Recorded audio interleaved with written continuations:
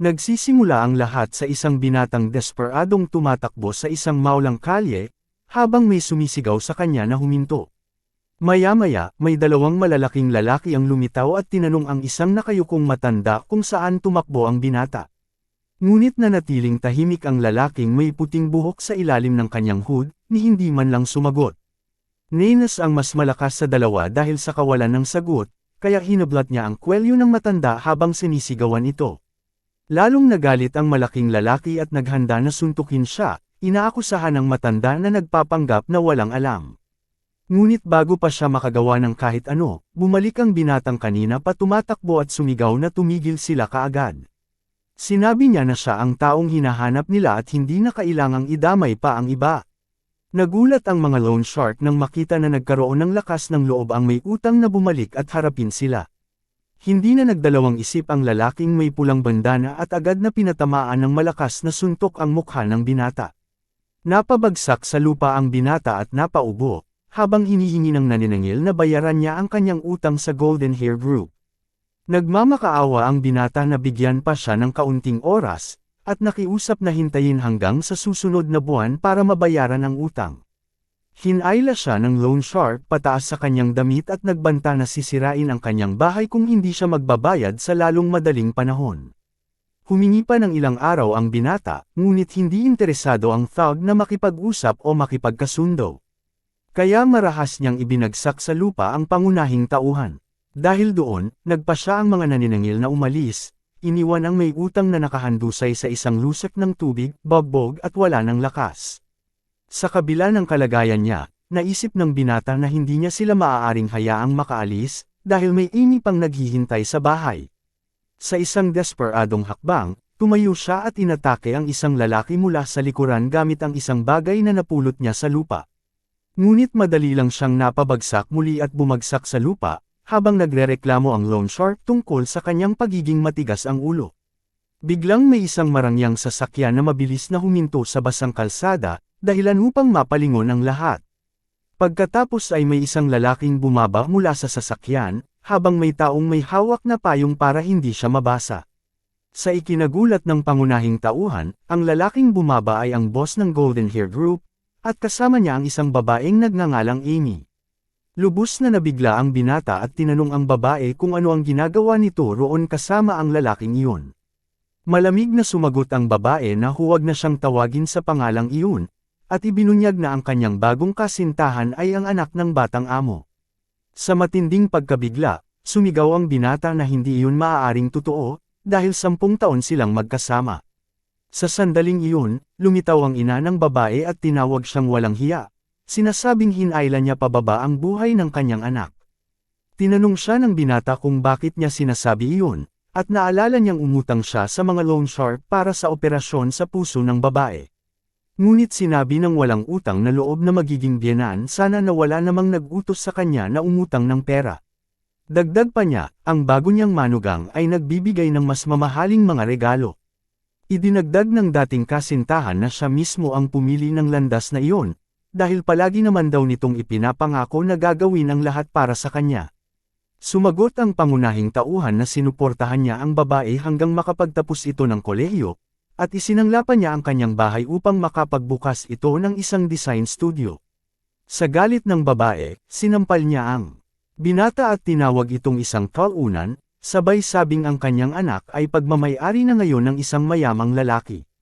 Kasabay nito, isang kidlat ang hamati sa madilim na kalangitan, na parabang sumisimbolo sa pagtatapos ng lahat para sa kawawang binata. Lumapit si Master Son at sinabi kay Lin Yuan na alamin nito ang kanyang lugar at bayaran ang utang bago siya tuluyang umalis. Nanatiling tahimik ang binata, lubos na wasak dahil sa dobleng pagtataksil na kanyang naranasan. Nanginginig siya sa galit ng mapagtanto na ang 10 taon ng kanyang pagmamahal at ang tulong na ibinigay niya ay tila walang halaga. Sinabihan ng pinuno ng grupo ang babae at ang kanyang ina na sumakay na sa sasakyan, at agad naman silang sumunod. Habang papalayo ang sasakyan, nagkomento pa ang dating biyenan na malas daw kahit tingnan lang ang mukha ng may utang. Pagkatapos nito, hinablot ng mga tauhan si Lin Yuan at tinanong ang kanilang boss kung ano ang gagawin sa kanya. Sumagot ang pinuno na sundin lamang ang patakaran. Ngumiti ng may masamang balak ang lalaking may bandana sa kanilang amo at sinabing naintindihan niya ang utos.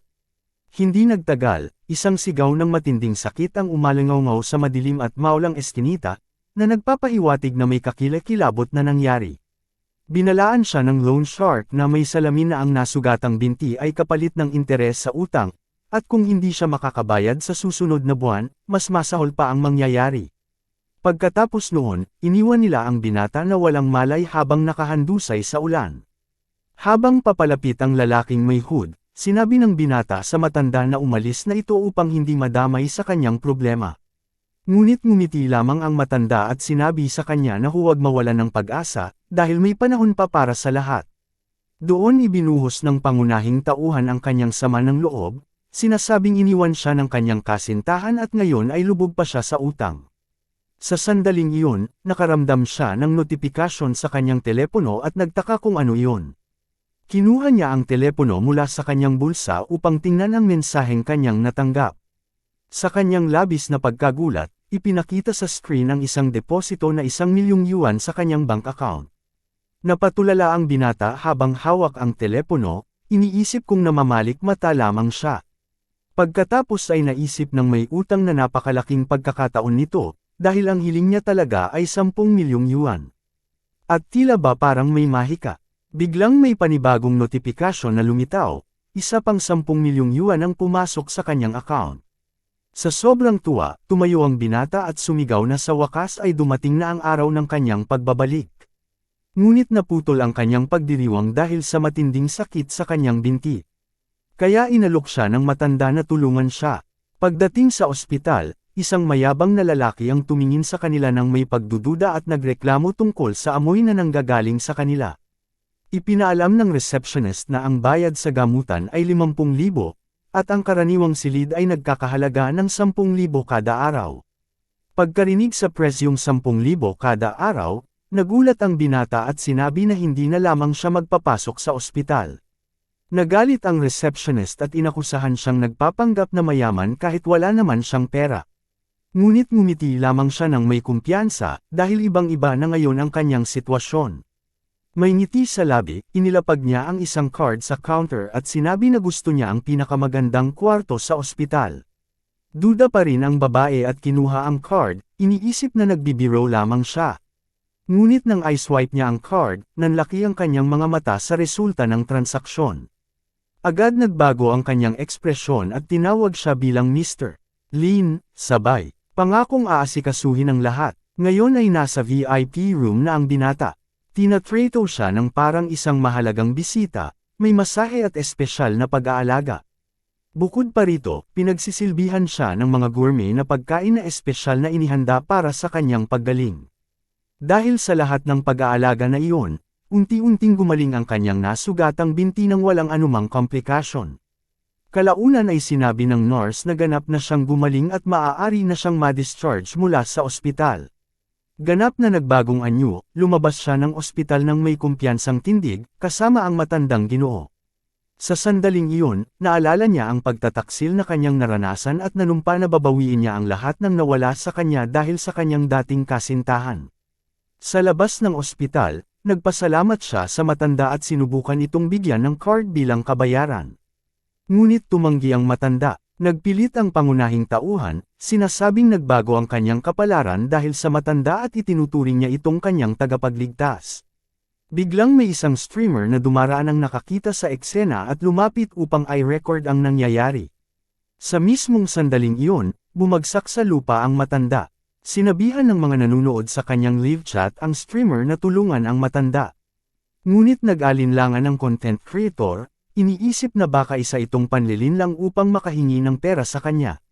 Ngunit nang walang pag-aalinlangan itinulak ng binata ang streamer sa gilid at agad na tumakbo upang tulungan ang matandang bumagsak. Binuhat niya ito sa kanyang likod at mabilis na dinala pabalik sa ospital, habang pinupuri naman ng mga nanunood sa live chat ang kanyang ginawa. Sa isip ng matanda, naisip niya na tama ang kanyang naging paghuhusga, hindi siya nagkamali sa pagkilala sa ugali ng binata.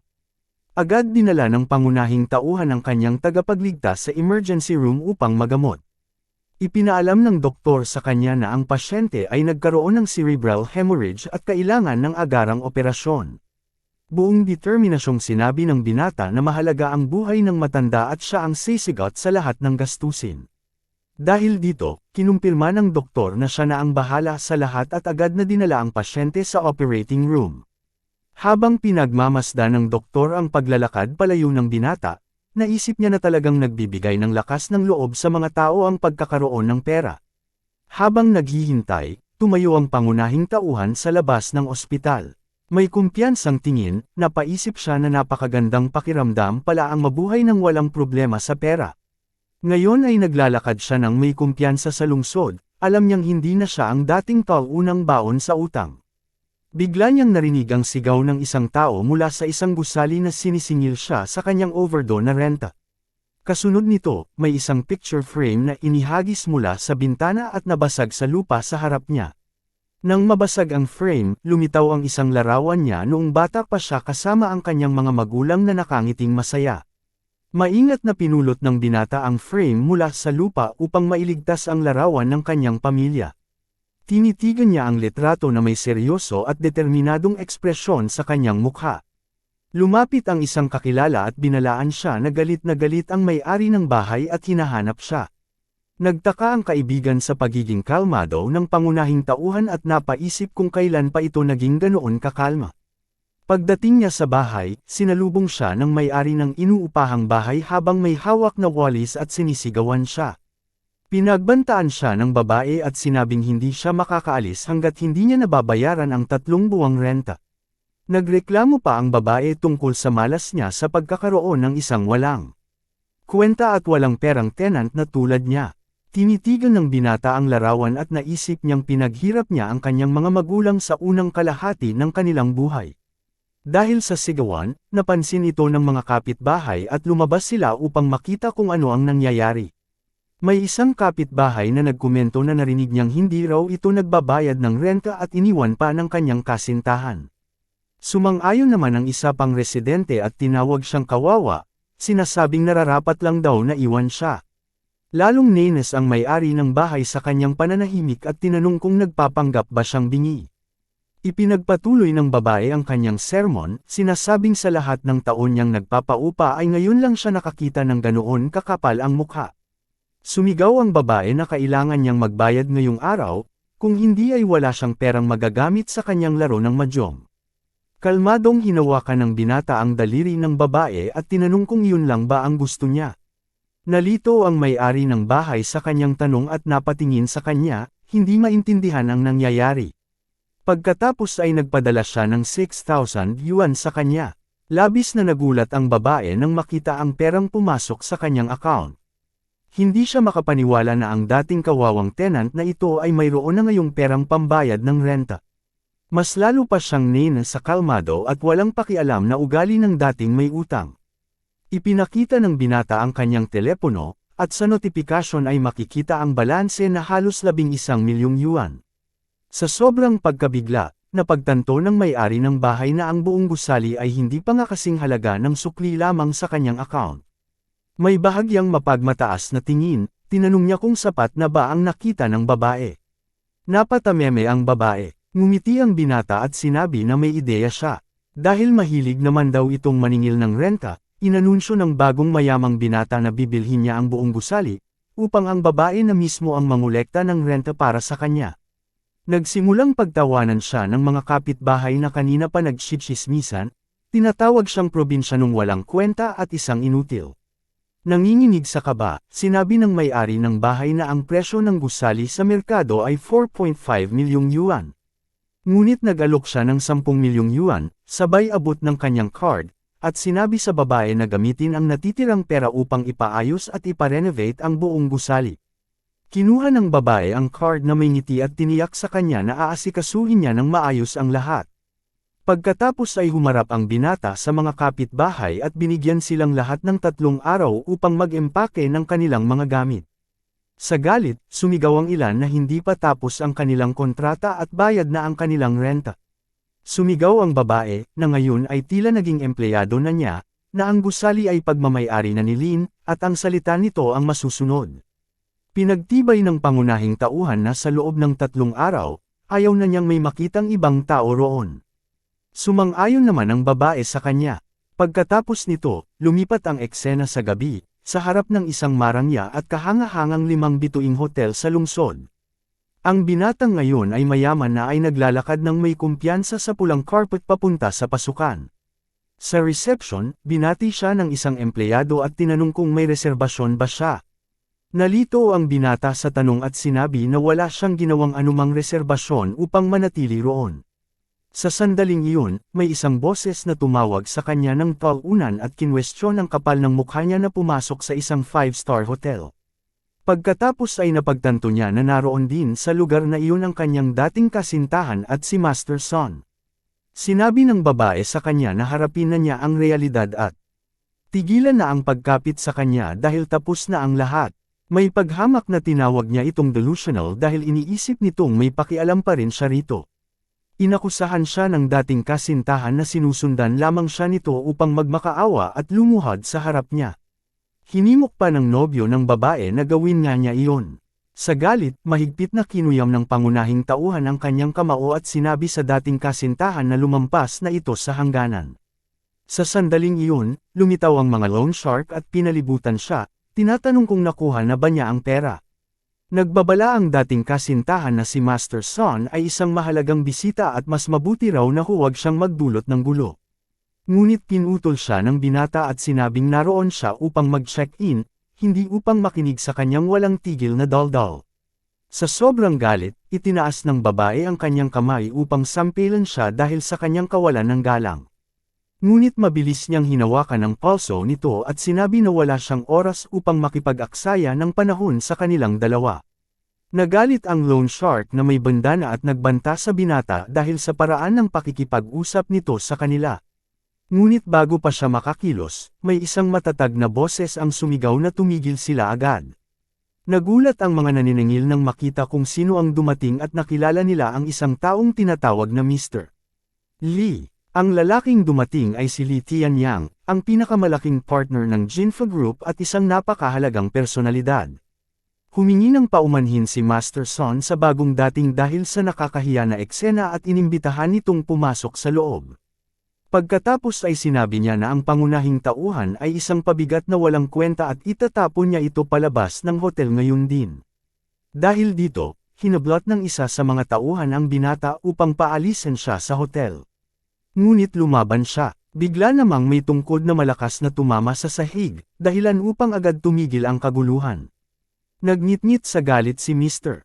Lee at nagbanta na ipapabangkarote niya ang Jinfa Group kung may manggahas na saktan ang binata. Nagulat ang lahat ng naroon sa nangyari at nagsimulang magtaka kung ano ang relasyon ng dalawa. Lubos na naguluhan si Master Son habang ang mahalagang bisita ay dumaan lamang sa kanyang harapan. Pagkatapos ay lumapit ito sa pangunahing tauhan at sinabing sa wakas ay natagpuan na rin niya ito. Ngunit hindi siya nakilala ng binata. Nagpakilala ang bagong dating bilang Lee Tianyang, at ibinunyag na ang binata ay tagapagligtas ng kanilang pamilya. Ipinaliwanag ng mayamang lalaki na ang kanyang ama ay bumagsak sa kalye at ang binata ang nagligtas dito at nagbayad ng lahat ng gastusin sa ospital. Sa puntong iyon ay sumingit si Master Son at sinabing maaaring may pagkakamali. Ipinakita niya ang isang larawan sa dokumento ng utang bilang patunay na imposible raw na makabayad ang taong may utang. May bahid ng paghamak, inilabas ng tagapagmana ng pamilya Lee ang kanyang telepono at sinabing may ipapakita rin siya. Sa screen ay lumabas ang footage ng security camera ng ospital, na malinaw na nagpapakita kung paano tinulungan ng binata ang matandang lalaki.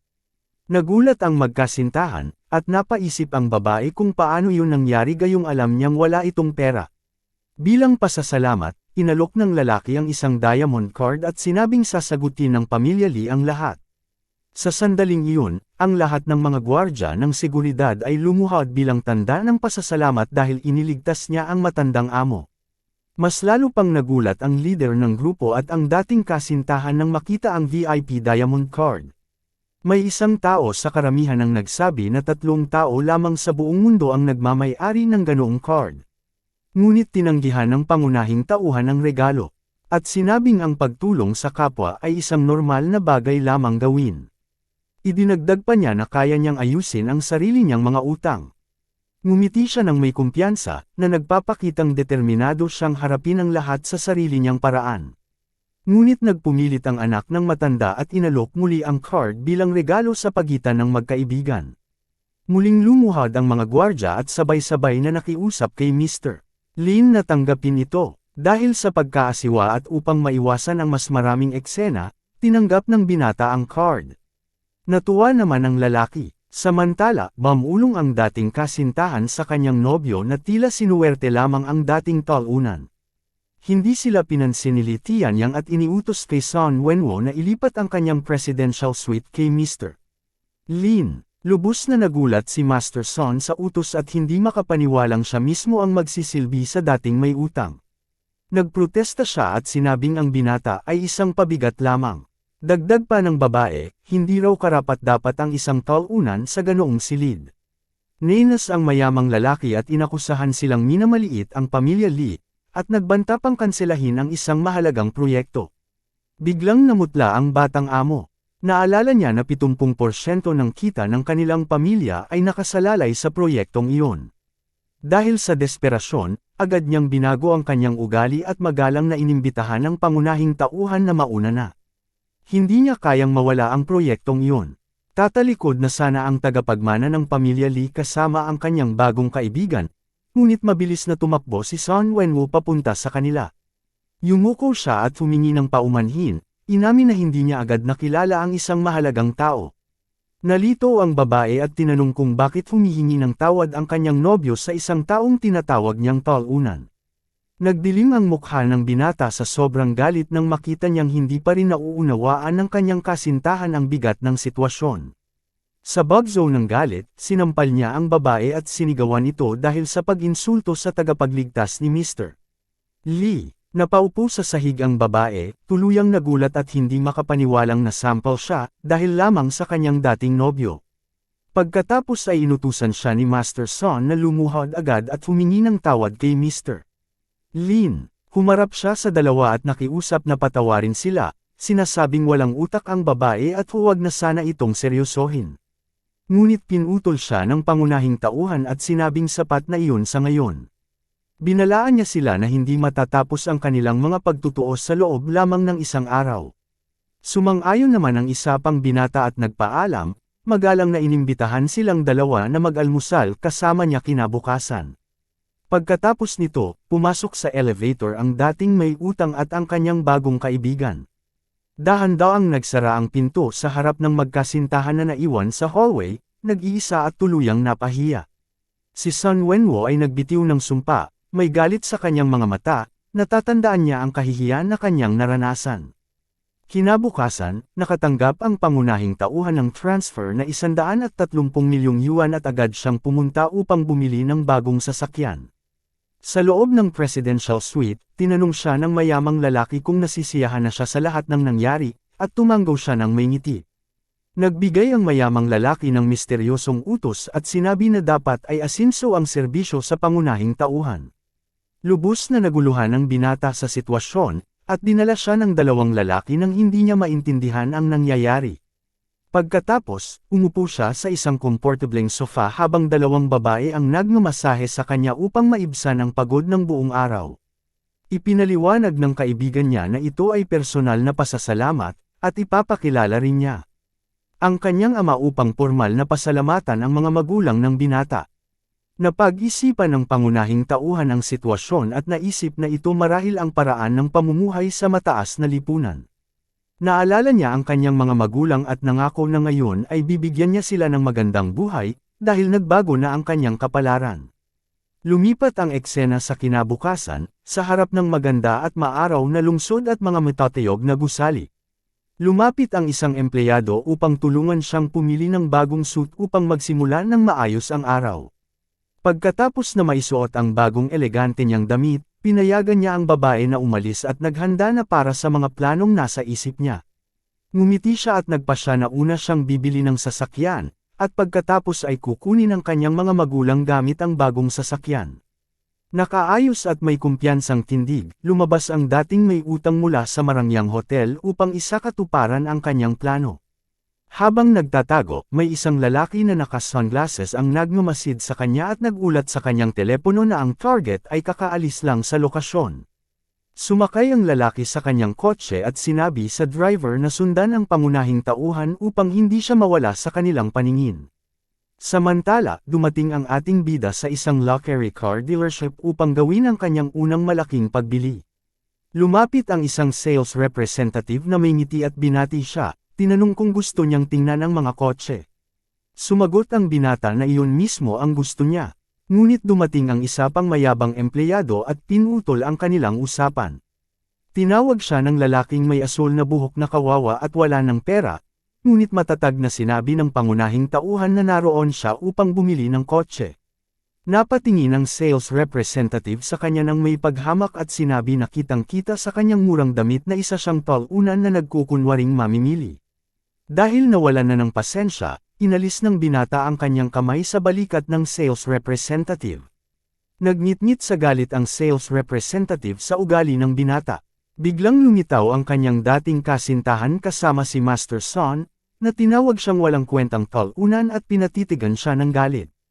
Inalis ng babae ang kanyang sunglasses at may paghamak na tinanong kung iniisip ba niya na maaari niyang tumingin sa isang Maybach. Binalaan siya ni Master Son na huwag umasa na nagbago ang kanyang buhay dahil lamang sa swerte niyang makilala si Mr.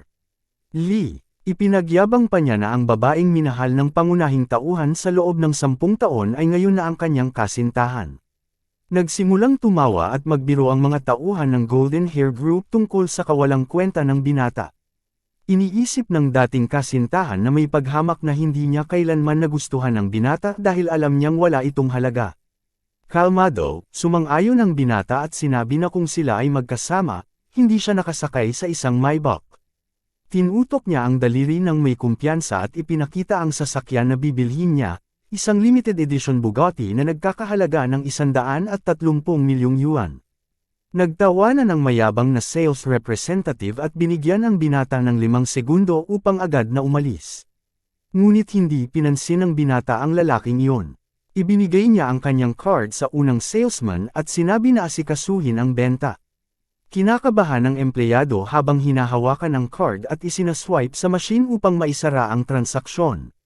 Sa pagkabigla ng lahat, lumabas sa screen na matagumpay ang transfer ng 130 milyong yuan. Namula ang lalaki na may asul na buhok, nagtataka kung paano nagkaroon ng ganitong halaga ang dating talunan. Sa sandaling iyon, narinig ang click ng takong ng manager habang papalapit sa showroom ng galit. Sinampal niya ang mayabang na sales representative at tinawag itong tanga dahil sa pang-iinsulto sa may-ari ng Bugatti. Nagulat ang ibang empleyado sa ginawa ng kanilang boss, habang tahimik na pinanood ng binata ang eksena. Lumiko ang manager sa customer at pinasigla ang mabuting salesman, binigyan siya ng buong komisyon mula sa benta. Lubos na nagpasalamat ang bagong promoted na empleyado, yumuko sa manager at sa bagong kliyente. Sinabi ng pangunahing tauhan na karapat-dapat siya, hindi tulad ng iba na puro pang mamaliit lang ang alam. Lubos na nagulat ang mayabang na salesman nang sigawan siya ng manager na siya ay opisyal ng tinanggal sa trabaho. Desperado, humingi ang lalaki ng isa pang pagkakataon at sinabing nagkamali siya sa paghuhusga sa customer base sa itsura lamang.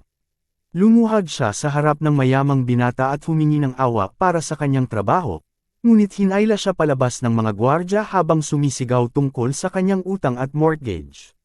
Matapos maayos ang lahat, ngumiti ang manager at inalok ng 30 araw na eksklusibong serbisyo, kasama ang isang modelo at isang luxury driver. Ipinakilala niya ang magandang kunmo, isang world champion, na magiging bagong kasama ng pangunahing tauhan sa kanyang paglalakbay. Sinubukan ni Master Son na lumapit ngunit pinigilan siya ng security guard, na nagbabala na tanging may-ari ng Bugatti lamang ang pwedeng makausap si Kunmo. Galit at frustrated, inisip ng mayamang batang lalaki na ang pangunahing tauhan ay nakamit lahat ng ito dahil lamang sa impluwensya ng pamilya Lee. Kinabukasan, dumating ang bagong milyonaryo sa kanyang lumang baryo, nagmamaneho ng supercar kasama ang eleganteng driver. Winiwalas niya ang kamay sa 2 matandang babae na nagpapahinga sa lilam, at nagulat ang mga ito sa pagbabalik ng pangunahing tauhan sa kanilang bayan. Tinanong nila kung bakit hindi dumating ang kanyang dating kasintahan at sino ang magandang batang babae na kasama niya ngayon. Ngunit may elegante at maayos na ngiti, ipinakilala ng modelo ang kanyang sarili sa mga tiyahin, at ipinahayag na siya ay pribadong driver lamang ng mayamang binata. Kalmadong nagpapaalam ang binata at ipinaalam na pupunta siya sa kanyang mga magulang, habang nanatiling walang masabi ang mga kapitbahay. Pagkawala niya sa tanawin, nagsimulang magtsismis ang mga tao at nagbiro, sinasabing baka nagkukunwaring mayaman lamang siya upang magpakitang gilas. Pagdating niya sa harap ng kanyang bahay, naalala ng pangunahing tauhan kung gaano simple ngunit tapat ang buhay noon sa lumang tahanan. Biglang sumabog ang katahimikan dahil sa malakas na sigaw mula sa loob ng bahay, at may isang tao na nagbanta na sakta ng isang walang kalaban-labang matanda. Naramdaman ng bayani ang pag-alab ng kanyang dugo nang marinig ang tinig ng mananakot na ginagapang ang kanyang pamilya sa loob ng kanilang sariling tahanan. Pagpasok niya, nakita niya ang isang bruto na hinahawakan ng kanyang ama sa kwelyo, habang ang kanyang ina ay umiiyak ng desperado sa sahig ng sala. Sinubukan ng lalaki na ipagtanggol ang sarili, sinasabing nadikit lang niya sa isang panla ng puno at sobra ang singil nila. Ngunit sumigaw ang salarin na ang panla ay isang napakamahal na imported na pine tree, at humihingi ng 100,000 yuan bilang kabayaran sa pinsala. Agad namang iminungkahi ng kanyang kasamahan na kunin ang lahat ng mahalagang bagay sa bahay, habang ngumingiti ang kalbo at masamang tao na may kasamaan sa mata. Sa sandaling iyon, inutusan ng pangunahing tauhan ang mga ito na huminto. Nagalit ang mananakot at tinanong kung sino ang may lakas ng loob na makialam sa kanya, na may pangungot siya sa boses. Nakilala ng lalaki ang binata at sinimulan siyang tutukan, sinasabing ang dakilang unang may utang ay nagpa siya pang bumalik. Natawa, nang malakas ang isa pang salarin at nagkomento na baka hindi na siya makapagmakaawa ng pagkain sa malaking lungsod, habang galit na sumisigaw ang batang amo. Sinabi ng pangunahing tauhan sa kriminal na huwag silang lamabis, at tinanong kung bakit nila pinapahirapan ang kanyang mga magulang. Nagsinungaling ang malaking lalaki, sinasabing nasira ng matanda ang mahigit sa 100 panla ng puno at hinihingi ang 100,000 yuan bilang kabayaran. Sinubukan ng ama ng bayani na ipaliwanag na pinatutunayan ng mga kamera ang kanyang kawalan ng sala, ngunit iginiit ng manloloko na sira ang mga kagamitan. Pagkatapos, tinukso ng kalbong lalaki ang sitwasyong pinansyal ng pamilya, sinasabing ang mga mahihirap na tulad nila ay hindi kailanman magkakaroon ng ganoong halaga ng pera.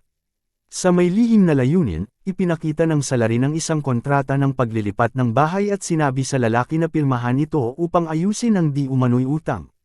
Desperado, umiiyak ang mga magulang habang naisip nila na ang maling tao ay gustong iwan sila ng walang tahanan. Dahil sa nakakabaliw na blackmail na ito, sa sandaling iyon, tumitig ang binata sa kaaway na may galit at sinabi na matagal nang inaapi ng kalaban ang mga taga-baryo. Tumawa lamang ang mananakot sa banta at nagtataka kung iniisip ba ng dating may utang na siya'y naging mahalaga na sa labas. Biglang narinig ang malalakas na yabag sa lugar, nagpapahiwatig na nagdala ng backup hanggang para sa gulo. Napapalibutan ng ilang tauhan na may hawak na bats. Sinabi sa bayani na wala ng usapan pa, at na ngayong araw ay sasalubungin niya ang kaparusahan.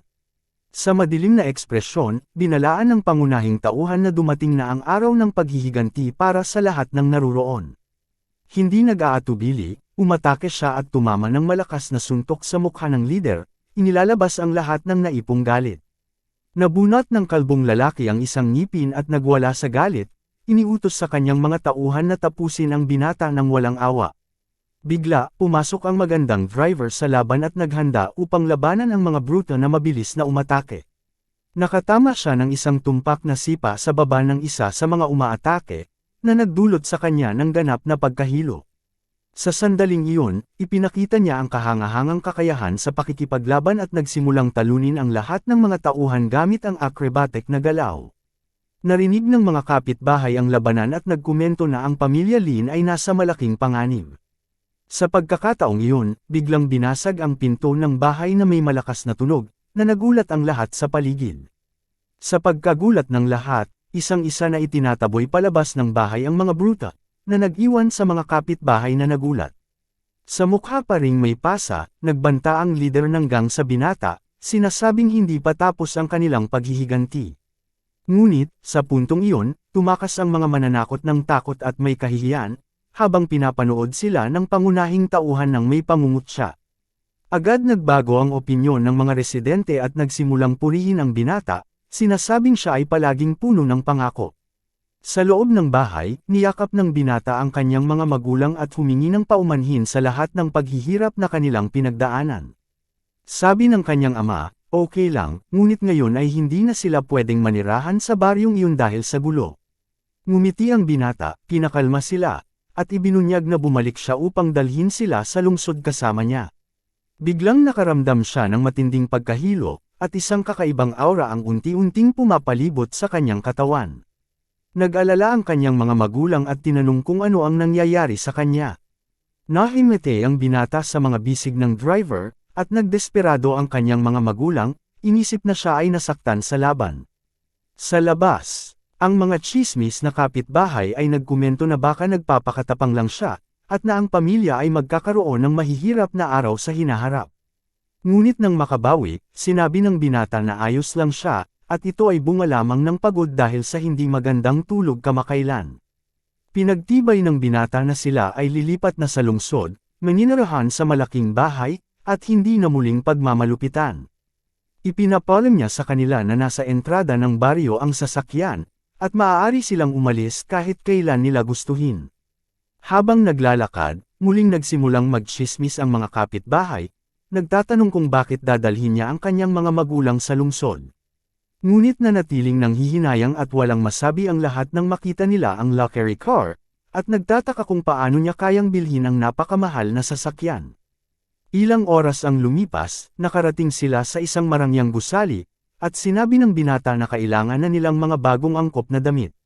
Nag-aalangan ang kanyang mga magulang sa karangyan ng lugar, at sinabing ayaw nilang pumasok sa isang puwang na magdudulot ng abala. Ngumiti siya at sinabi sa kanyang mga magulang na huwag mag-alala, sapagkat walang kakulangan sa ganitong klase ng pera ang kanilang anak. Ngunit natakot ang kanyang ina nang makita ang presyo ng isang item, 999,000 yuan. Desperado, sinubukan niyang hilahin ang anak palabas, sinasabing ito ay pagnanakaw at hindi nila kayang bayaran. Sa proseso, aksidenteng nabangga ng babae ang isa pang babae, na tumawag sa kanya na bulag na tanga dahil hindi nagmasid sa paglakad. Agad humingi ng paumanhin ang ina ng binata at sinabing sa kanya ang buong kasalanan. Sa kanyang pagkagulat, nakilala siya ng babae at nagreklamo tungkol sa masamang kapalaran ng makasalubong ang mahihirap at walang kwentang kamag-anak. Nalito si Ginang Lin sa treto at tinanong kung ano ang ibig sabihin ng insulto ng babae. Sinabi ng dating biyenang babae na dapat malaman ng pamilya ang kanilang lugar, at lumayo upang huwag madumihan ang kanyang designer na damit sa amoy ng kahirapan. Pumasok ang ama ng binata at nag-alok na humingi ng paumanhin sa ngalan ng anak para sa anumang hindi pagkakaunawaan. Ngunit tumawa lamang ang mayamang babae nang may pangungutya, at sinabi na ang ideya ng kasal sa pagitan ng dalawang pamilya ay katawa-tawa. Sa sandaling iyon, dumating ang dating kasintahan at ipinagyabang ng ina ang kanyang bagong manugang, na siya ay sikat na batang amo. Nagulat ang mga magulang ng pangunahing tauhan at tinanong ang anak kung totoo ba ang sinasabi ng dalawa. Kalmado niyang kinumpirma sa kanyang mga magulang na tunay ngang naghiwalay sila ng babae. Pinayuhan siya ng dating kasintahan na humanap ng kapantay niyang babae, at dagdag pa ng ina nito na walang babaeng gustong maging kasama ang mahirap na lalaki. Mas pinukaw pa nila ang damdamin ng kanyang mga magulang, sinasabing maaari nilang bilhin lahat sa loob, habang ang kanyang pamilya ay manunood lamang mula sa malayo. Hindi inaasahan, sumang-ayon ang driver at sinabi na ang ginto hanap na basura tulad ng ex ay hindi karapat-dapat sa kanyang amo. Pinagtanggol din niya ang binata, sinasabing makakasama niya ito kahit wala siyang pera, hindi tulad ng mga nagpapakita ng yaman ng iba. Sinabi ng babae na hindi na niya kayang makinig sa iba pang kalokohan, at tinanong kung nais pa bang makinig si Mr. Lin. Sa puntong iyon, inilabas ng binata ang kanyang card at sinabi sa saleswoman na ipakat ang lahat ng bagay sa tindahan para sa kanyang mga magulang at kasama. Nagulat ang empleyada at natigilan, sinabing ang bill ay aabot sa hindi bababa sa 8 milyong yuan, at tinanong kung seryoso siya. Nagduda ang dating kasintahan, sinabing swerte na siya kung may 800 yuan lang sa kanyang account, at iniisip na, Nagpapanggap lang siyang mayaman. Ngunit sa kanyang pagkagulat, kinumpirma ng makina ang bayad na 8 milyong yuan nang walang anumang problema. Inakusahan ng dating biyenang babae ang binata na gumamit ng credit advance, ngunit pinagtanggol siya ng saleswoman, sinabing ito ay black card. Sinabi ng babae na tiyak na ginagamit niya ang card ni Mr. Lee, ngunit nagpa siya ang pangunahing tauhan na buksan ang kanyang mga mata ng lubusan. Ngumiti siya at inanunsyo sa lahat na bibilhin niya ang buong tindahan. Nagulat ang empleyada at sinabing ang halaga ng tindahan ay 100 milyong yuan. Sumigaw ang babae na imposible na mayroon siyang ganong kalaking pera. Ngumiti ang binata at sinabi na pasensya kung madidismaya siya, at pinaga niya ang card upang bayaran ang 100 milyon na parang walang kahirap-hirap. Tinawag siya ng saleswoman na Boss Lin, at inanunsyo niyang sarado na ang tindahan at ipinagbabawal ang pagpasok ng dalawa. Sa puntong iyon, sumigaw ang dating kasintahan na nagpapanggap lang siya, at ang pera ay siguradong hiniram kay Mr. Lee. Isang security guard ang pinalabas ang dalawa sa tindahan at binalaan silang huwag na magpakitang gilas, o magiging masama ang sitwasyon. Galit na sinumpa ng babae na maghihintay siya sa araw na mag-asawa si Mr. Lee sa pagtustos sa loser. Sa sasakyan, sinabi ng ama ng binata na parang panaginip ang lahat ng ito, at hindi niya inakalang mararanasan nila ang ganitong buhay. Tiniyak ng binata na magpapatuloy ang kanilang magandang buhay, at tinanong ng driver kung saan ang susunod na destinasyon. Nagdesisyon ang binata na pumunta sa pinakamalaking auction sa lungsod, dahil gusto ng kanyang ama ang koleksyon ng mga anti-gang bagay, at ngayon kaya na niyang bilhin ang mga ito. Lumipat ang eksena sa gabi, sa harap ng marangyang gusali kung saan ginaganap ang John Ching Charity Auction. Sa loob ng bulwagan, nagpapasalamat ang isang lalaki sa Tiania Group para sa kanilang suporta, at hinihikayat ang mga bisita na pumasok gamit ang kanilang mga imbitasyon. Sa entrada, hinarang ng empleyada ang pamilya at humingi ng pakita ng imbitasyon upang makapasok sa event. Tinawag ng lalaki ang pamilya na mga probonsyano at tinanong kung saan nila binili ang kanilang palsong damit, at sinabi na umalis sila. Nagalit ang pangunahing tauhan sa insulto at tumitig sa mayabang na empleyada, tinanong kung ano ang sinabi niya. Nanganganib na itaboy sila ng lalaki, ngunit bago pa siya makagawa ng anumang kilos, isang matatag na boses ang sumigaw na huminto. Lumitaw ang anak ng nailigtas na matanda at tinanong kung bakit nagsasawa ang security guard na hawakan ang kanyang VIP guest. Sa puntong ito, nakilala ng mga tao si Li Tingyang, at namangha ang empleyada na makita ang isang napakahalagang tao. Nagmamadali, sinubukan ng security guard na ipaliwanag ang sarili, ngunit ang takot ay pumipigil sa kanya na makabuo ng maayos na pangungusap. Iniutos ng mayamang lalaki ang kanyang mga tauhan na dalhin ang guard pabalik, upang huwag sirain ang magandang mood ni Mr. Lin. Sumunod, yumuko si Li Tingyang at humingi ng paumanhin sa pangunahing tauhan at sa kanyang pamilya para sa nakakahiya at di kaaya-ayang eksena. Namangha ang mga tao sa paligid, nagtataka kung sino ang batang ito na nakatanggap ng personal na paghingi ng tawad. Lubos na naguluhan ang ama ng pangunahing tauhan at tinanong ang kanyang anak kung ano ang nangyayari. Ipinaliwanag ng binatang lalaki na iligtas ng pangunahing tauhan ang buhay ng kanyang ama, at iyon ang dahilan kung bakit siya ay tagapangalaga at benepaktor ng kanilang pamilya. Matapos maresolba ang lahat, inanyayahan niya ang lahat na pumasok sa bulwagan, dahil malapit nang magsimula ang auction. Sinabi rin niya na siya ang organizer, umaasang mag-e-enjoy ang lahat, at binanggit ang huling item para kay Mr. Lin. Nagsimula ang auction sa mataas na bidding, at isang florera ay mabilis na naibenta sa higit 5 milyong yuan. Pagkatapos, inanunsyo ng auctioneer ang pinakamahalagang item ng gabi, isang espesyal na bagay na tinatawag na treasure-bringing row. Ang piraso ay gawa sa 10,000 taong gulang na warm jade, may night pearls at red gold na nakaukit dito. May base itong purple sandalwood na may 7 hiyas at gintong sinulid. Bukod sa pagiging maganda, akit ng yaman at nagpoprotekta sa tahanan mula sa kapahamakan sa pananalapi ang bagay, ayon sa paglalarawan.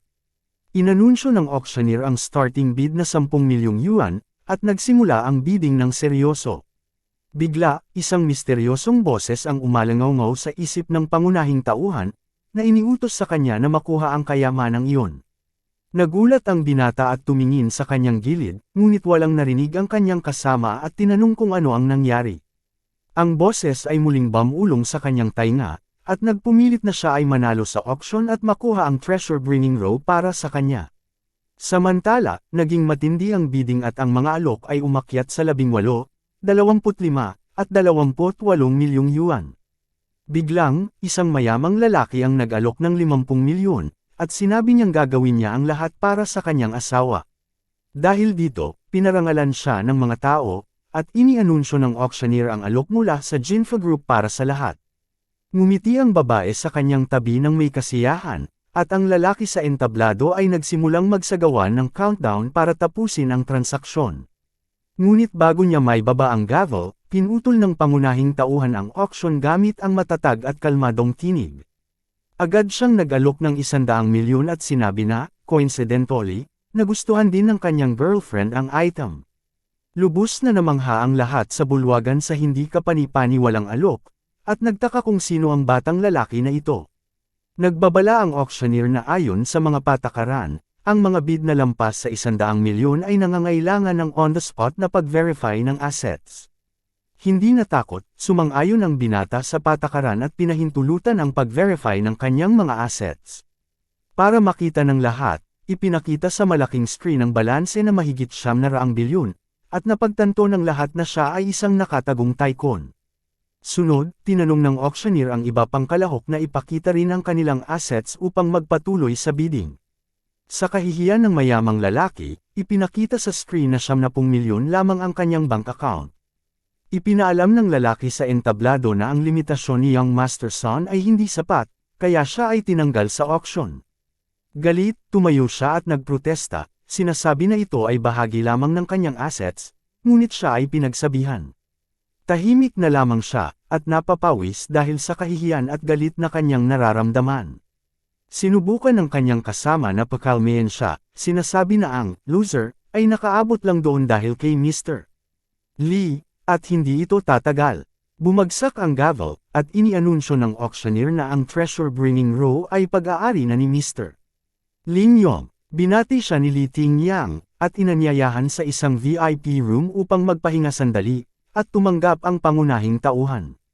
Pagdating doon, ipinakilala ng CEO ng isa pang grupo ang kanyang sarili at iniabot ang kanyang card sa bagong tycoon sa lungsod.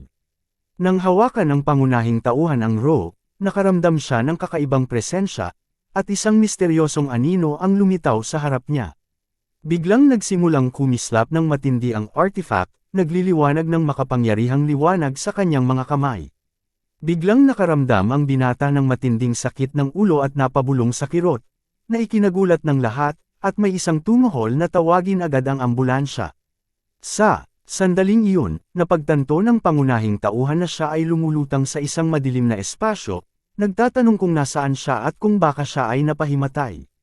Malabo ang kanyang paningin kaya inilagay niya ang kamay sa kanyang mukha upang magtakip sa maliwanag na gintong liwanag na nagsimulang punuin ang paligid niya. Ang enerhiya ay nag-transform sa isang napakalaking kumikinang na gintong tunnel, na nag-iwan sa pangunahing tauhan na lubos na nabigla sa tanawin. Dinaglaon, isang higanting nilalang na nakasuot ng pula ang nagpakita, nagdeklara na siya ang 99th God of Wealth ng Three Realms. Lubos na nanginginig sa takot ang pangunahing tauhan, paulit-ulit niyang binabanggit ang titulo ng Diyos, hindi makapaniwala sa kanyang naririnig. Isang liwanag ang pumuno sa dibdib ng binata habang ang nilalang ay nagbabala na malapit na ang isang malaking pinansyal na pagsubok. Habang unti-unting naglalaho ang nilalang sa liwanag, nagpumilit ang binata, hinihiling na maghintay at ipaliwanag ng maayos ang nangyayari. Bigla, bumukas ang mga mata ng binata, na nagpapakita ng maliwanag at gintong pupil na puno ng mahiwagang kapangyarihan. Napa-realize siya na nakahiga siya sa kama ng ospital, at nagtatanong kung ang buong karanasan ay isang baliw na panaginip lamang. Ngunit naputol ang kanyang pagmumuni-muni ng dahan daw ang bumukas ang sliding door ng kanyang silid. Di nagtagal, pumasok ang heir ng mayamang pamilya sa silid, may ngiti sa mukha, nagdiriwang nagising na ang kanyang benefactor. Tinanong siya ng lalaking nakasut kung siya ba ay nakararamdam ng sakit, at inalok na tawagan ang mga doktor, ngunit tiniyak ng pasyente na pagod lang siya at kulang sa tulog. Sa sandaling iyon, ang ekspresyon ng mayamang lalaki ay naging mas seryoso, sinusubukang alamin kung nakakaranas ang kanyang kaibigan ng anumang problema, determinado sa kanyang intensyon. Itinaas ng pangunahing tauhan ang isang daliri at inamin na plano niyang magtayo ng kumpanya upang harapin ng direkta ang grupo ng kanyang kalaban. Napangiti ang bisita at ipinakita ang buong suporta para sa paghihiganti na ito. Ngunit ang pasyenteng binata, nanginginig sa pawis, ay sinubukang ipaliwanag na hindi lamang ito personal na galit. Pagkatapos, ipinaliwanag ng binata na ang mga mapanlinlang na nagpapautang ay winasak ang kinabukasan ng maraming kabataan, at nais niyang bigyan sila ng bagong pagkakataon. Naantig sa kabutihan ng binata, inilagay ng ang kamay sa kanyang dibdib at nangako na gagawin niya ang lahat upang suportahan ang dakilang proyekto. Pagkatapos, humiling ang binata ng pabor, upang tulungan siya sa legal na pagrerehistro ng bagong korporasyon. Agad na tinanong ng lalaking nakasut kung ano ang magiging pangalan ng kumpanya. Sa may kumpiyansang ngiti at bahagyang gininto ang kislap sa kanyang mga mata, idineklara ng dating debitor na ang kanyang korporasyon ay tatawaging Chishin Group. Samantala, lumipat ang eksena sa bukang liwayway sa lungsod, ipinapakita ang mararangyang tanggapan ng kaaway sa ilalim ng sikat ng araw. Sa sofa, isang lalaking may bigot ang tumatawa habang binabasa ang balita, natatawa sa pagkakatuwa na nais magsimula ng kumpanya ang binata para tulungan ang mahihirap. Yumakap siya sa babae at sumabog sa pang-iinsulto, sinasabing mura at kopya lamang ang proyekto, at ang binata ay nabubuhay sa mundo ng pantasya. Bigla, lumawak ang kanyang mga mata sa likod ng salamin nang makita niya ang isang mahalagang update na nag-iwan sa kanya na lubos na nabigla. Ipinapakita ng screen ng telepono na ang Chishin Group ay opisyal nang naitatag, at ang pangunahing tauhan ay naging bagong presidente ng federasyon. Lumipat ang eksena sa isang malaking auditorium kung saan ginaganap ang press conference, na dinaluhan ng maraming importanteng tao. Isang reporter na may salamin ang nagtatanong kung ayaw bang matalo ng presidente sa pera. Dahil mataas ang panganib ng mga social project na ito, matatag na sumagot ang binata na ang kanyang pinakamalaking takot ay makita ang mga tao na sumuko sa kanilang mga pangarap dahil sa kakulangan ng pera, hindi dahil sa pinansyal na pagkalugi. Sa may kumpiyansang ngiti, sinabi niya na hanggat nakakatulong ang proyekto sa mga tao, kaya niyang tiisin ang anumang pansamantalang panganib. Biglang tumayo ang isang babaeng reporter at nagtanong kung naisip na ba niya ang problema ng barren na bundok sa timog, na itinuturing na isang mainit na isyu. Nagsimulang bulungan ang mga dumalo, sinasabi na ang lugar ay isang patibong sa pera, at sinumang mahulog doon ay nababangkarote at nabibigo. Ngunit nanatiling kalmado ang pangunahing tauhan, idineklara na hindi ito simpleng problema, kundi isang agarang isyong panlipunan na kailangang lutisin. Sa harap ng lahat ng kamera, inanunsyo ng bagong milyonaryo na malaki ang pamumuhunan ng kanyang grupo sa pagpapaunlad ng barren na bundok. Dahil dito, nagkaroon ng kaguluhan, at lahat ng mamamahayag ay nagmadaling magtanong tungkol sa puhunan at timeline ng proyekto. Samantala, dumilim ang lungsod, at bumalik tayo sa mararangyang opisina ng Kalabang Grupo, kung saan ang atmosfera ay puno ng pang-iinsulto at inggit. Malakas na tumawa ang kontrabida habang nakaupo ang kanyang kasintahan sa kanyang kondongan, sinasabi na ang pamumuhunan sa bundok ay patunay na ang binata ay wala sa realidad. Ngumiti ang babae bilang pagsang-ayon habang sinasabi ng lalaki na ang loser ay mahilig mamuhay sa pantasya, at malapit ng mabaigo. Lumalim ang kanyang tingin at bulong, na gusto niyang makita kung ilang araw tatagal ang maliit na laro ng kanyang kalaban bago ito bumagsak. Balik sa grupo ng bayani, makikita ang isang seryosong pagpupulong sa conference room, kung saan tensyonado ang atmosfera sa mga bagong kasosyo. Nag-aalala ang mayayamang kaibigan, nagbabala na ang bundok ay isang bangungot, kung saan 5 grupo ng mamumuhunan ay nabangkarote na dati. Nasa mesa ang dokumento ng proyekto, ipinapakita ang nakakatakot na numero, may pagkalugi sa daan-daang milyon, na malinaw na nagpapakita ng laki ng panganib.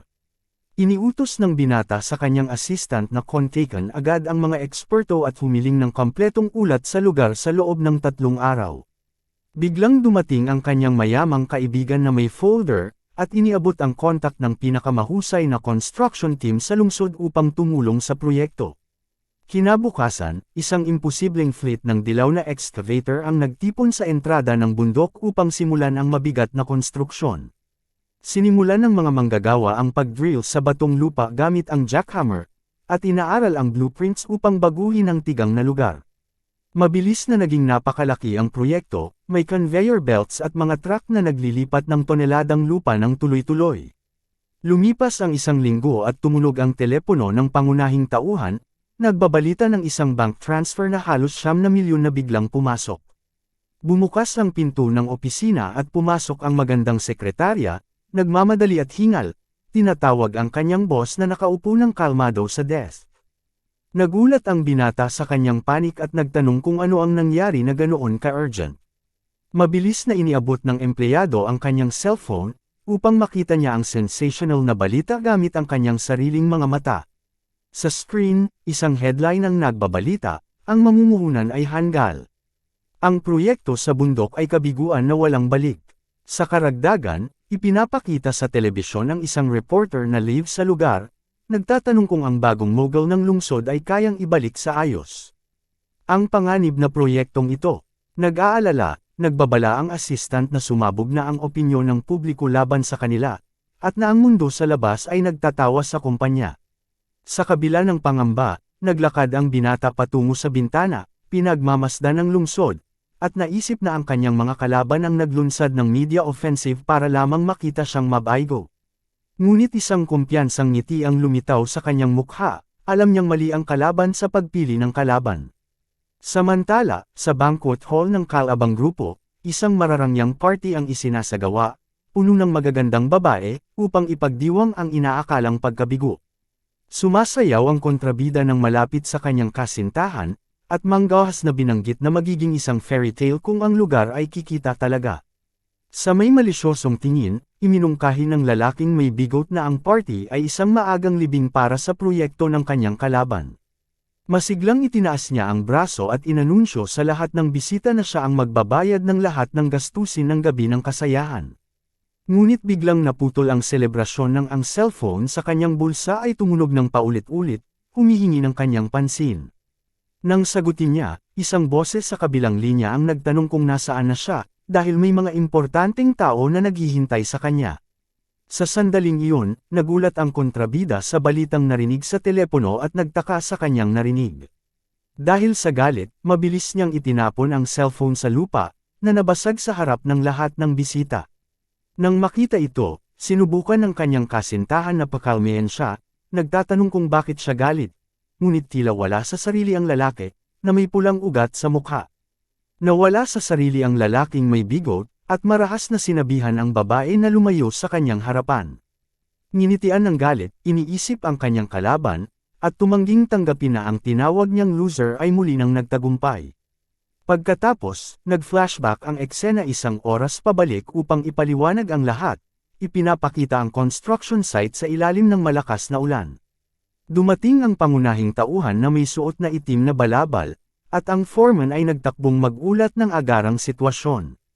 Ipinaliwanag ng manggagawa na ang excavator ay tumama sa isang napakatigas na bagay habang inaalis ang lupa mula sa barren na bundok. Nang masusing inspection, napansin nila na ang bato ay puno ng gintong mineral, kumikislap sa dilim. Emosyonal, ibinahagi ng manggagawa na natuklasan nila ang isang malaking minahan ng ginto sa lugar na iyon. Hindi napigilan ng mayamang kaibigan ang tumawa at binati ang binata, sinasabi na siya ay isang good luck charm na nagpapatunay na mali ang lahat. Sa may mapanlinlang ng ngiti, nagbiro ang binata na marahil ang kanyang determinasyon ay nakagalaw sa langit upang makatanggap ng ganitong regalo. Ngunit agad siyang naging seryoso upang masiguro ang seguridad, may kumpletong surveillance upang protektahan ang kanilang bagong ari-arian. Ipinakita ng kaibigan ang pagkabigla ng marinig na balak ng bayani na ipasa ang eksplorasyon ng minahan sa gobyerno. Ipinaliwanag ng binata na ang ginto ay pambansang yaman, at humiling sa kaibigan na gamitin ang kanyang koneksyon upang ayusin ang opisyal na pagpupulong. Impresyonado sa kanyang katapatan, ngumiti ang kaibigan at nagpasiguro na aasikasuhin niya ang lahat ng kinakailangang papeles. Ilang sandali matapos iyon, dinala tayo ng kwento sa munisipyo ng lungsod, kung saan dedesisyonan ang kapalaran ng minahan. Sa meeting room, ilang opisyal na may suot na Amerikana ang nagsusuri ng feasibility report, habang ang bagong mogul ay tahimik na naghihintay. Isang seryosong direktor ang tumingin sa binata at binanggit ang mga pagkalugi na naranasan ng kanyang kumpanya. Bago ang malaking tagumpay na ito, mapagpakumbaba, sumagot ang pangunahing tauhan na wala namang masama sa pagkalugi ng pera kung ito ay para tulong sa pag-unlad ng lungsod. Dahil sa kababang loob ng binata, nagbulungan ang mga opisyal at pinuri ang integridad at marangal na paninindigan ng bagong investor.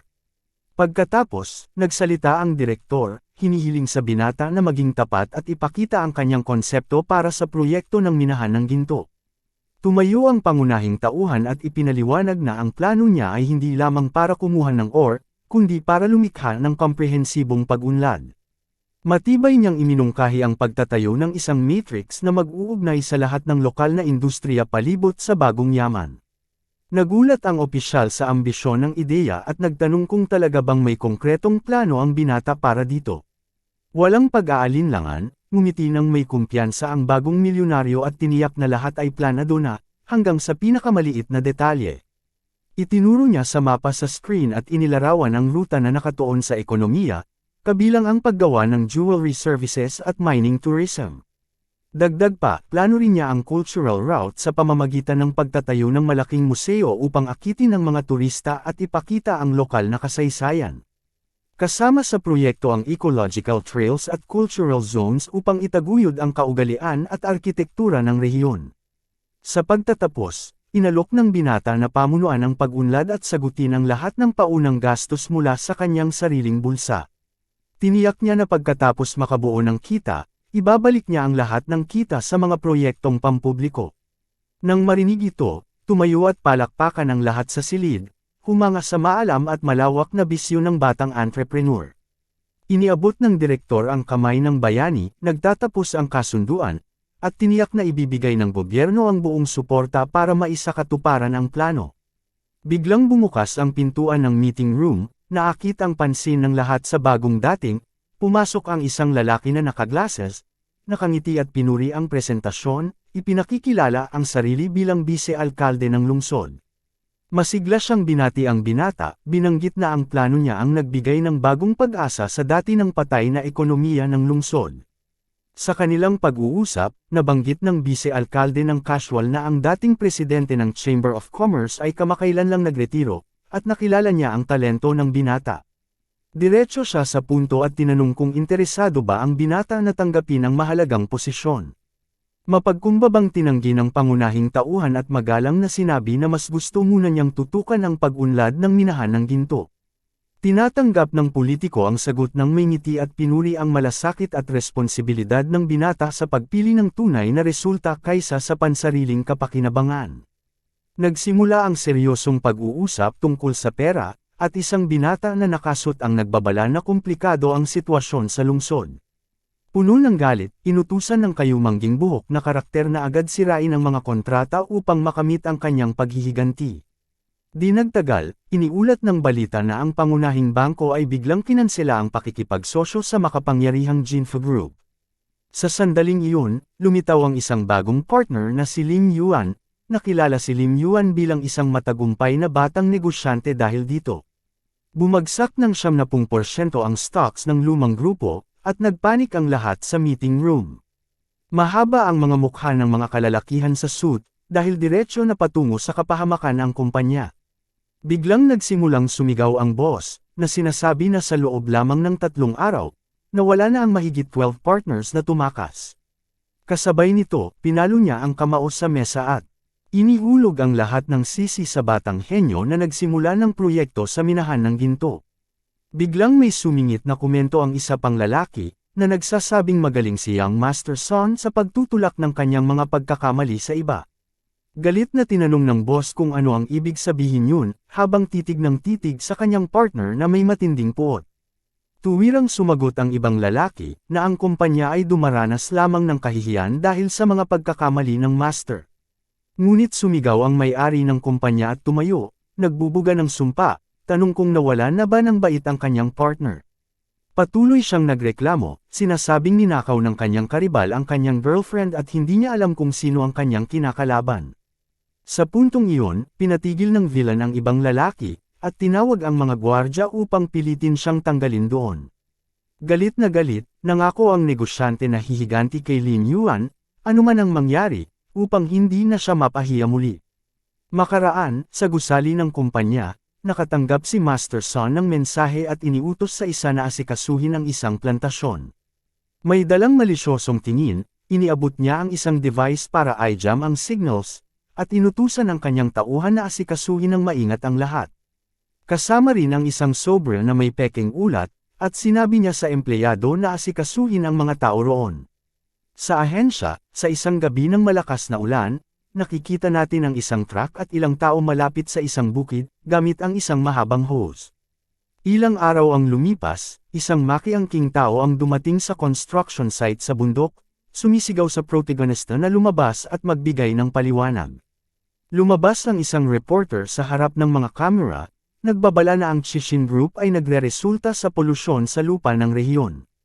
Di nagtagal, na-interview niya ang isang matandang babae na umiiyak, na nagsasabing nawasak ang buong ani nila at wala silang makakain. Sa sandaling iyon, sumigaw ang isang galit na lalaki, sinasabing walang tugon ng kumpanya at dadalhin nila ang kaso sa gobyerno. Dahil dito, nagsimulang humingi ng katarungan ang mga residente at hiniling na ang batang negosyanteng si Lin Yuan ay maparusahan kaagad. Samantala, sa gusali ng Jinfa Company, pinatawag ni Master Son ang lahat ng media sa lungsod upang magpakalat ng karagdagang kasinungalingan sa publiko. Umakyat siya sa entablado at sinabi na kinamumuhian niya ang mga kumpanya na hindi iniisip ang ordinaryong tao at puro kita lang ang hinahanap. Unti-unti, nagsimulang sumang-ayon ang mga manunood sa sinabi ni Master Son, sinasabi na maaari itong mauwi sa trahedya. Sa sobrang drama, hinihikayat ng tusong lalaki ang lahat na iligtas ang mamamayan ng lungsod, habang nagpapanggap na labis ang kanyang pakialam sa mahihirap. Di nagtagal, tiniyak ng mga reporter na hindi nila palalampasan ang umano'y krimen at hihilingin ang agarang solusyon. Kasabay nito, ilang pahayagan ang nagsimulang maglathala ng mga headline na tinatawag ang bida na walang puso at mercenary na winuwasak ang lahat. Sa isang masamang ngiti, iniisip ni Master Son na hindi makaliligtas si Lin Yuan sa napakaraming pressure mula sa lahat ng panig, habang ipinapakita sa isang malaking screen sa gitna ng kalye. Pinatibay ng balita na malubha ang polusyon, at nananatiling galit ang mga tao. Sa harap ng construction site, hindi tumitigil ang tao sa pagsisigaw sa bida na lumabas, habang galit na may bitbit na mga placard sa protesta. Mula sa tuktok ng gusali, pinagmamasdan ng batang lalaki ang lahat ng kaguluhan sa ibaba, ngunit tila hindi siya natakot sa gulo. Nag-aalala ang kanyang kaibigan at nagmungkahi na magsuot siya ng security gear at lumayas ng lihim sa kotse upang maiwasan ang pagbaha ng tao, ngunit ngumiti ang protagonista. At sinabi na wala siyang ginawang mali, kaya wala siyang dahilan para itago ang sarili sa kahit sino.